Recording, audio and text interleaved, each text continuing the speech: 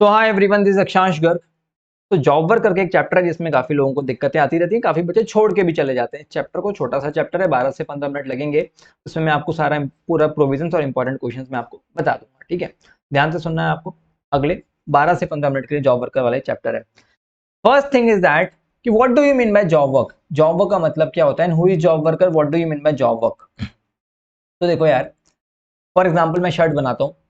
अभी मैंने किसी को बोला कि भाई बटन तू लगा दे यार, इसमें काम कर, AKG का लोगो बना दे यहाँ पे। वो मैंने किसी और को काम दे दिया। दैट इज मैं किसी और से अपने गुड्स पे कोई ट्रीटमेंट करवा रहा हूँ, दैट इज जॉब वर्क। ठीक है, तो जो प्रिंसिपल होगा ना, वो जॉब वर्कर को सामान देगा कि भाई तू ऐसा काम करके दे दे। ठीक है जी। अभी प्रिंसिपल जॉब वर्कर को इनपुट्स भी देता होगा, कैपिटल गुड्स भी देता होगा। इनपुट्स मतलब बोले तो जैसे मैंने शर्ट ही दी, बटन्स भी दे दिए साथ में, चल तू इनको लगा के दे। अभी जब प्रिंसिपल जॉब वर्कर को सामान देता है, तो क्या प्रिंसिपल को उस पर GST पे करना पड़ेगा क्या? समझना मेरी बात, थीम समझना। जैसे मान के चलो कि मैं प्रिंसिपल हूं, मैंने कोई सामान खरीदा। लेट्स सपोज मैंने शर्ट बनाने के लिए कपड़ा खरीदा, बटन खरीदे। पहला सवाल तो ये, क्या मेरे को उस पर ITC मिल जाएगी? Answer is yes. शर्ट तो मेरी बनेगी ना, शर्ट को मैं बेचूंगा तो मेरा टर्नओवर होगा, वो तो ITC भी मैं ही लूंगा। अभी मैंने वो बटन, वो शर्ट अपने किसको दे दी? जॉब वर्कर को दे दी है। मैंने कहा तू ऐसा काम कर चल। ठीक है, शर्ट भी दे रहा हूँ, बटन भी दे रहा हूँ, तू काम करके दे। प्रिंसिपल जब जॉब वर्कर को सामान भेजेगा तो उस पर GST देगा क्या प्रिंसिपल? बेच थोड़ी रहा है, GST नहीं देगा, सप्लाई नहीं है। पर एक बात ध्यान रखना, सप्लाई चैप्टर में आपने देखा था कि अगर आप अपने रिलेटेड पर्सन को या डिस्टिंक्ट पर्सन को सामान देते थे ना, तो भी अपन उसको डीम सप्लाई मान लेते हैं शेड्यूल 1 के हिसाब से। शेड्यूल 1 पैरा 2 में आपने देखा होगा। ऐसा क्यों करते थे वहां पे? देखो, गवर्नमेंट पता है क्या चाहती है। गवर्नमेंट का मानना यह है कि भाई कल को आप अपने किसी, आप तो ऐसे बोल रहे हो मेरी ब्रांच है, मैं उसको सामान दे रहा हूँ, दूसरा एक दूसरी ब्रांच है जो अलग से GST में रजिस्टर्ड है, और आप उसको सामान दे रहे हो, तो गवर्नमेंट ने उसको भी सप्लाई बताया। ऑल दो गवर्नमेंट ने कहा कि आप GST दे दो, सामने वाला बंदा IT से ले लेगा। क्यों करा ऐसा? वो इसलिए करा कि भाई फेयरनेस आए ट्रांजेक्शन के अंदर, कहीं से भी फ्रॉड के चांसेस ना आ रहे। ठीक है, पता चला कोई इंसान किसी को सामान बेच रहा है और कह रहा है अरे ये तो मेरा रिलेटेड पर्सन है, मैं इसको सामान दे रहा हूँ, बेच नहीं रहा हूं मैं। तो भी गवर्नमेंट ने कहा कोई बात नहीं, आप GST दे दो, उतने अमाउंट की वो IT से ले लेगा, कोई दिक्कत की बात नहीं है, पर GST आपको देनी पड़ेगी। पर प्रिंसिपल अगर जॉब वर्कर को सामान देता है तो कोई GST नहीं लगा रही गवर्नमेंट। पर गवर्नमेंट ने क्या बोला जॉब वर्कर को, देख भाई, जिस दिन तेरे को सामान प्रिंसिपल ने दिया ना, फॉर एग्जाम्पल प्रिंसिपल ने सामान दिया 10 मार्च को जॉब वर्कर को, 10 मार्च 2023 को सपोज करो प्रिंसिपल ने जॉब वर्कर को सामान दिया, 24 ले लेते हैं, 24 ही चल रहा है। 10 मार्च 2024 को प्रिंसिपल ने जॉब वर्कर को सामान दिया, तो जॉब वर्कर को वो सामान लौटाना पड़ेगा 1 साल के अंदर। 1 साल कहां से देखा जाएगा? पहला सवाल, सपोज करो प्रिंसिपल ने 10 मार्च को सामान दिया, जॉब वर्कर को मिला 15 मार्च को, 15 मार्च 2024 को मिला इसको, तो जॉब वर्कर को लौटाना पड़ेगा 1 साल के अंदर। 1 साल कहां से देखा जाएगा? जिस दिन प्रिंसिपल ने सामान भेजा वहां से, इसका मतलब 9 मार्च 2025 तक, 9 मार्च 2025 तक सामान वापस आ जाना चाहिए। ये वापस के प्रोविजन क्यों डाले, आप समझना मेरी बात। ऐसे तो अगर गवर्नमेंट वापस के प्रोविजन नहीं डालती ना कि 1 साल के अंदर वापस से आ जाना चाहिए इनपुट्स, फिर तो भाई कोई इंसान बोल देगा कि मैं अपने जॉब वर्कर को सामान दे रहा हूं, इसको सप्लाई मत मानो, GST मत लगाओ, और कभी जिंदगी में वापस लौट के आया ही नहीं सामान। झूठ बोल देगा कि मैंने जॉब वर्कर को दिया, एक्चुअल में उसने सेल कर दिया होगा।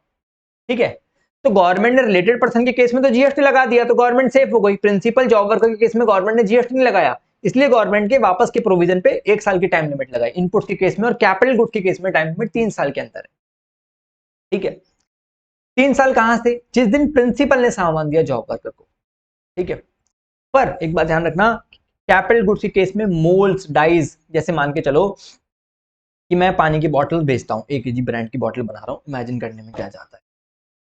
अभी सीन क्या है कि मैं जॉब वर्कर को बॉटल देता हूं, और जॉब वर्कर क्या करता है, लेबल लगाता है उस पर, और मेरे MRP वगैरह ये सब लिख के देता है वो मेरे को। ठीक है, तो मैं उसको जितना भी इनपुट दे रहा हूं उसको 1 साल में लौटाना पड़ेगा। अभी मैंने उसको कुछ मोल्ड्स वगैरह भी दे रखे हैं। मोल्ड्स मतलब जैसे सपोज करो स्पेशल मेरा लोगो बनाने के लिए मैंने उसको एक मशीन दे दी, और वो इंक, वो होता है ना कि वो जो इंक लगी होती है MRP वगैरह की, वो एक स्पेशल तरीके से लिखी जाती है, कोई हाथ से तो लिखते नहीं है। तो मैंने उसको छापने की वो मशीन दे दी, मोल्ड्स दे दिए। मोल्ड्स हिंदी में बोलते हैं ढांचे, जैसे आइसक्रीम बनाते हैं तो वो एक समझ रहे हो, एक सिस्टम होता है जिसके वो शेप आ जाती है। आई यू गाइस गेटिंग इट? ठीक है, तो मोल्ड्स मैंने उसको दे दिए, मोल्ड्स, डाइस, नट नट बोलते ना कि सपोज करो मेरा जॉब वर्कर, मैं इंजन बनाता हूं कार का, अब वो इंजन ही कसता है मेरा, तो मैंने उसको रिंच पाने दे दिए, है ना। तो वो उसको वापस नहीं लौटाने भाई, वो तो उसके रेगुलरली काम में आ रहे हैं ना, तो वो उसको वापस नहीं लौटाने। तो हमने बोला कि इनपुट्स आपको 1 साल के अंदर लौटाने पड़ेंगे, कैपिटल गुड्स आपको 3 साल में लौटाने पड़ेंगे, लेकिन ये मोल्ड डाइज वगैरह ये वाली जो चीजें है ना, ये इसको लौटाएगा नहीं तो भी चलेगा, कोई दिक्कत की बात नहीं है। सवाल ये आता है कि अगर जॉब वर्कर ने लौटाया नहीं 1 साल के अंदर सामान, या कैपिटल गुड्स 3 साल में नहीं लौटाए तो क्या होगा? तो गवर्नमेंट इसको सप्लाई मान लेगी। सर किस दिन सप्लाई मान लेगी? जिस दिन ओरिजिनली प्रिंसिपल ने सामान भेजा ना, उसी दिन सप्लाई मान लेगी। अब रेलिवेंट इंटरेस्ट और जो पेनल्टी लगेगी वो अलग, 18% का इंटरेस्ट आपको देना पड़ेगा ड्यू डेट से। ये मान लिया जाएगा 10 मार्च की सप्लाई है, 20 अप्रैल इसकी ड्यू डेट हो गई, अब इंटरेस्ट दो पैसा। ठीक है, गेटिंग इट? ठीक है। अगला पॉइंट ये आता है, जैसे मान के चलो मैं प्रिंसिपल हूं, अभी मैंने क्या किया, किसी थर्ड पर्सन को बोला मैं पानी की बोतल बेचता हूं। अभी कोई थर्ड पर्सन है XYZ करके, कोई सप्लायर है, मैं इससे क्या खरीदता हूं? वाटर बॉटल पे लगाने वाला लेबल खरीदता हूं, है ना, अपने ब्रांड का लेबल। अभी वो लेबल मेरे को भेजेगा, फिर मैं जॉब वर्कर को भेजूंगा। तो मैंने इस XYZ को बोला तू एक काम कर, डायरेक्टली जॉब वर्कर को वो लेबल भेज दे, डायरेक्टली जॉब वर्कर को भेज दे वो लेबल, मेरे को मत भेज। ठीक है, ऐसा भी हो सकता है, कोई दिक्कत नहीं है। तो अभी सपोज करो किसी थर्ड पर्सन ने जॉब वर्कर को डायरेक्टली वो लेबल भेज दिया, तो उस केस के अंदर जॉब वर्कर को सामान लौटाना पड़ेगा प्रिंसिपल को, भाई बॉटल पे लेबल लगा के लौटाएगा। ठीक है, अगर सपोज करो नहीं नहीं लगा पाया बॉटल पे लेबल, तो वो खाली लेबल लौटाने पड़ेंगे उसको, वो इनपुट लौटाना पड़ेगा, या तो सामान लौटा दो, या फिर अगर आप उसको यूज नहीं कर पाया, सपोज करो जॉब वर्कर के पास काम ज्यादा था, तो जो रॉ मटेरियल है वो लौटा दो वापस। उस केस में देखना मेरी बात, देखो हमने आपको क्या बताया था कि जिस दिन प्रिंसिपल जॉब वर्कर को सामान भेजेगा वहां से 1 साल गिना जाएगा। इस वाले एग्जांपल में जॉब वर्कर को किस दिन मिला उससे मतलब नहीं था, लेकिन अगर कोई थर्ड पर्सन जॉब वर्कर को सामान दे रहा है, सपोज करो इस वाले केस में XYZ ने क्या किया, जॉब वर्कर को सामान डिस्पैच किया 12 मार्च को, और जॉब वर्कर को मिला 15 मार्च को, 15 मार्च 2024 को जॉब वर्कर को मिला। तो अब 1 साल गिना जाएगा 15 मार्च से। तो अगर प्रिंसिपल डायरेक्टली सामान दे रहा है तो 1 साल गिना जाएगा जिस दिन से प्रिंसिपल दे रहा है, लेकिन अगर कोई थर्ड पर्सन जॉब वर्कर को सामान दे रहा है तो 1 साल गिना जाएगा, 1 साल या 3 साल, जिस दिन जॉब वर्कर को सामान मिला। अब जॉब वर्कर को सामान लौटाना पड़ेगा 14 मार्च 2025 तक।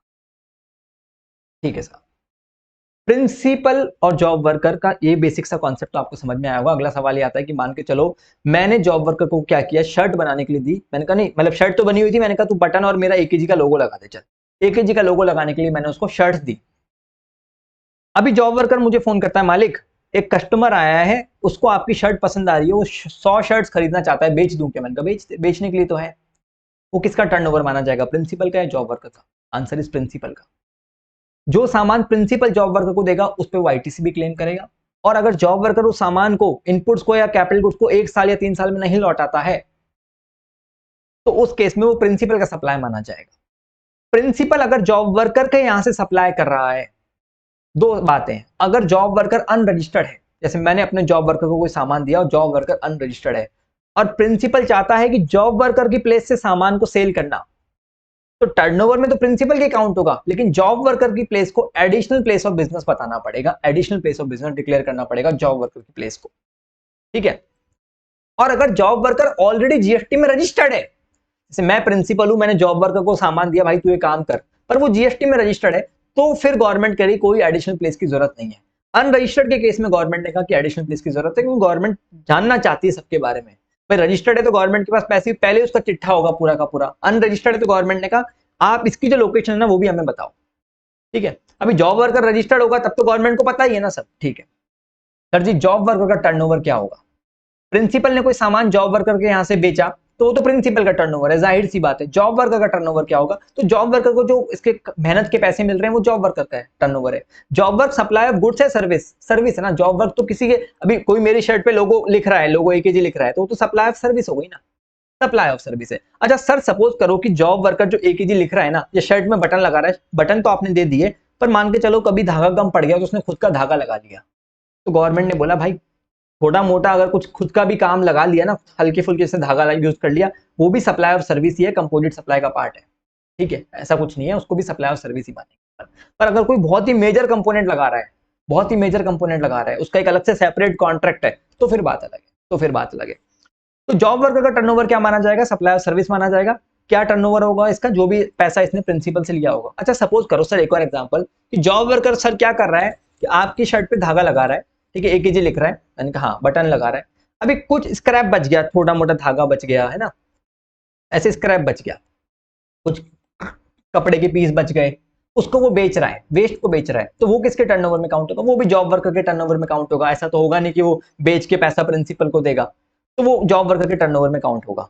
जैसे इस पे क्वेश्चन भी था, है ना, इस पे क्वेश्चन भी है, बिना बुक देखे। अगर मैं सोच रहा था बुक से पढ़ाएंगे, बट आप थीम समझ पा रहे हो, बुक से आप रेफर करोगे तो सारी चीज वही मिलेगी जो मैंने आपको पढ़ाई है, ठीक है। अभी जैसे अपन है क्वेश्चन नंबर, अगर आप फोर्थ में देखोगे, क्वेश्चन नंबर फोर्थ में देखोगे, ये अभी आपको क्लियरली नहीं दिख रहा होगा, वापस से खोल।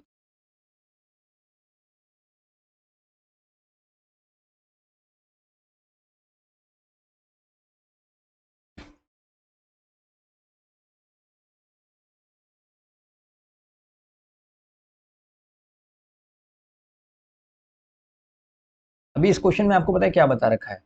इस इंसान ने, जॉब वर्कर ने अपना मालिक से पैसे लिए होंगे काम करने के लिए, और 45,000 का कुछ वेस्ट मटेरियल भी निकल गया, वो भी बेचा। अभी आपको बताना है कि जॉब वर्कर कितने पे जीएसटी देगा। तो जो मालिक से पैसा लिया उस पे जीएसटी देगा, जो 18% जीएसटी की रेट है, और कुछ स्क्रैप बेचा उस पर भी जीएसटी लगा जाएगा, इतने का बस, ठीक। ठीक है, ये बातें आपको कुछ ध्यान में रखनी है, और भी कुछ क्वेश्चन करवा दूंगा। तो मैंने अभी आपको क्या बोला कि जॉब वर्कर अगर प्रिंसिपल को सामान देगा, इनपुट देगा, तो 1 साल में लौटाना पड़ेगा। ऑल्दो डिपार्टमेंट चाहे तो इस टाइम लिमिट को बढ़ा सकता है 1 साल से वापस से, और कैपिटल गुड 3 साल में लौटाने पड़ेंगे। डिपार्टमेंट चाहे तो इस टाइम पीरियड को 2 साल से बढ़ा सकता है। 1 साल 3 साल कहां से गिने जाएंगे? जिस दिन से प्रिंसिपल जॉब वर्कर को सामान दे देगा। लेकिन अगर कोई थर्ड पर्सन सामान देगा जॉब वर्कर को, तो कहां से 1 साल गिना जाएगा? From the date of receipt by the job worker, जिस दिन जॉब वर्कर को सामान मिला। मोल्ड्स, डाइज इनके केस में, फिक्सचर टूल्स वगैरह के केस में कोई टाइम लिमिट अप्लाई नहीं होगी। अगला सवाल ये आता है कि प्रिंसिपल जब जॉब वर्कर को सामान देगा ना, तो डिलीवरी चालान के थ्रू देगा। देखो कोई टैक्स इनवॉइस तो है नहीं, कोई सामान तो बेचा नहीं है, तो डिलीवरी चालान बनाना पड़ेगा और ईवे बिल बनेगा। याद करो e-way bill chapter, e-way bill में हमने एक बात पढ़ी थी, 2 ऐसे केसेस थे जहां पे कंपलसरी ईवे बिल बनाना पड़ता था। ठीक है, 2 ऐसे केसेस थे जहां पे कंपलसरी ईवे बिल बनाना पड़ता था। एक केस तो वो था कि अगर अगर आप, प्रिंसिपल जॉब वर्कर को सामान बेच रहा है, बेच नहीं रहा सॉरी, अगर प्रिंसिपल जॉब वर्कर को सामान दे रहा है, अगर प्रिंसिपल जॉब वर्कर को सामान दे रहा है, इंटर स्टेट सप्लाई कर रहा है, inter state supply, inter state movement of goods, supply भी वर्ड गलत बोला, inter state movement of goods.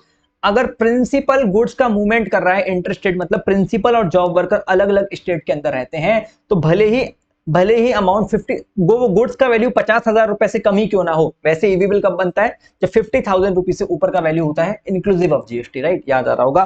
But इस केसेस में कंपलसरी ईवी बिल बनाना पड़ेगा आपको, कि अगर inter state movement of goods हो रहा होगा, प्रिंसिपल जॉब वर्कर को गुड्स दे रहा है और जो जॉब वर्कर है वो दूसरे स्टेट में रहता है, तो कंपलसरी ईवी बिल बनाना पड़ता है। दूसरा केस क्या था जब आपको कंपलसरी ईवी बिल बनाना पड़ता है? वो हैंडीक्राफ्ट गुड्स वाला केस था, कि अगर अनरजिस्टर्ड पर्सन गुड्स का मूवमेंट करता है इंटर स्टेट।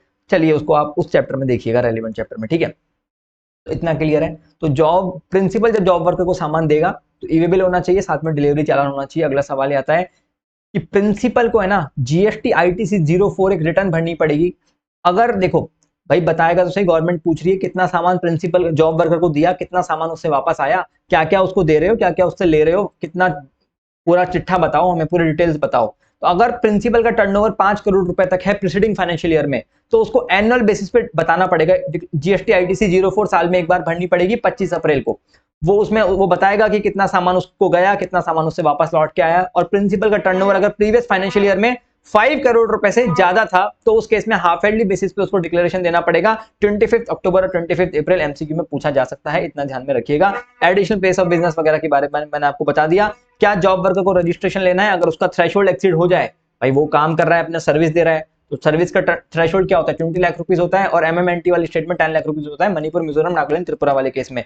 तो जैसे ही वो लिमिट एक्सीड हो जाए तो उसको रजिस्ट्रेशन लेना पड़ेगा, ठीक है। क्वेश्चन नंबर 4 अपन ने जैसे अभी देखा। क्वेश्चन नंबर 5 नॉर्मल है, जिसके अंदर ये बोल रखा है कि डिलीवरी चालान होना चाहिए आपके पास, है ना, और रॉ इनपुट है 1 साल के अंदर, कैपिटल गुड्स 3 साल के अंदर। ये सब आप रीड करोगे तो आप समझ जाओगे। Question number 4, question number same repetitive question है, कुछ है नहीं इसके अंदर। जैसे क्वेश्चन नंबर 7 आप देखोगे तो इसके अंदर यही हो रखा है कि मोल्ड, अब मोल्ड का क्वेश्चन है, तो मोल्ड वापस नहीं लौटा है, 3 साल वापस खत्म हो गए। एमटीबी टू नवंबर 23 का क्वेश्चन है, तो आपको बोलने का कि मोल्ड नहीं लौटा है तो भी चलेगा। वैसे तो कैपिटल गुड 3 साल में लौटाने होते हैं, डिपार्टमेंट चाहे तो टाइम पीरियड को 2 साल से बढ़ा सकता है, लेकिन ये टाइम पीरियड मोल्ड के केस में नहीं लगेगी, तो कोई दिक्कत की बात नहीं है। प्रिंसिपल आईटीसी क्लेम कर सकता है भले ही जॉब वर्कर ने सामान मोल्ड वापस नहीं लौटा है, तो क्या हो गया, ठीक है। क्वेश्चन नंबर 8 के अंदर क्या लिख रखा है? इसके अंदर भी यही है, मोल्स डाइज, है ना, यही वाला क्वेश्चन है। तो आपको ये बताना है कि वैसे तो 3 साल में सामान लौटा सकता है, लेकिन अगर मोल डाइज वाला केस है तो वो नहीं लौटाएगा, तो भी प्रिंसिपल आईटीसी क्लेम कर लेगा। आप रीड करोगे तो आपको इजीली समझ में आ जाएगा। आप अगर पॉज करके भी रीड करोगे क्वेश्चन, ठीक है, पॉज करके भी रीड करोगे क्वेश्चन और पॉज करके भी रीड करोगे आंसर, तो आपको 1 सेकंड में समझ में आ जाएगा, कोई भी डाउट नहीं होगा। ये वाला क्वेश्चन भी आप पॉज करके रीड कर सकते हो, वरना क्वेश्चन बैंक है आपके पास तो कोई दिक्कत ही नहीं है। क्वेश्चन बैंक डिस्क्रिप्शन बॉक्स में लिंक दे रखा है, किसी को इनकेस बुक्स परचेज करनी है तो क्वेरीज आती रहती है, ठीक है। चलिए, thank you so much, bye bye, take care. पसंद आया तो do like this video and do subscribe also, क्योंकि मेरे इस तरह के और भी छोटे छोटे वीडियोस आते रहेंगे जो आपके लिए काफी इन्फॉर्मेटिव रहेंगे। आप देखिएगा, आप इस तरह के कॉन्सेप्ट बाइट की जो सीरीज है, इस तरह के जो छोटे छोटे वीडियोस इनको देखोगे ना, आपको 40 से 50 नंबर का पेपर ऐसे ही मिल जाएगा एग्जाम, ठीक है। चलिए, थैंक यू सो मच।